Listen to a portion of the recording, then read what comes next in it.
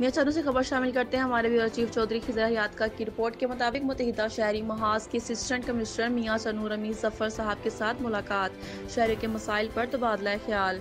मुत्तहिदा शहरी महाज में मियां चानू के वफ्द के असिस्टेंट कमिश्नर रमीज जफर साहब से मुलाकात, छोटे दुकानदारों और रेहड़ी वालों से नरमी की दरख्वास्त और खसूसन तलम्बार रोड पर कार रिक्शा की पार्किंग का इंतजाम किया जाए। रमीज जफर ने कहा कि शहरियों और सिविल सोसाइटी और मुत्तहिदा शहरी महाज से उम्मीद रखता हूँ कि शहर की खूबसूरती भलाई के लिए इंतजामिया का साथ देंगे। रिक्शा रेहड़ी वालों को जहाँ जगह दी है वो इसकी पाबंदी करे और दुकानदार अपनी हद से तजावुज ना पार्किंग के लिए काम कर रहे हैं। वफ्द ने कहा कि कोरोना और बाद में महंगाई ने कारोबारी लोगों और छोटे दुकानदारों को जिंदगी गुजारना मुश्किल हो गई, इनके साथ नरमी की जाए। वफ्द में चौधरी मंशा का सदर मुत्तहिदा शहरी महाज आसिफ इकबाल चौधरी, सेक्रेटरी जनरल चौधरी गुलाम हुसैन जट और मियां हाजी मकसूद अहमद शामिल थे।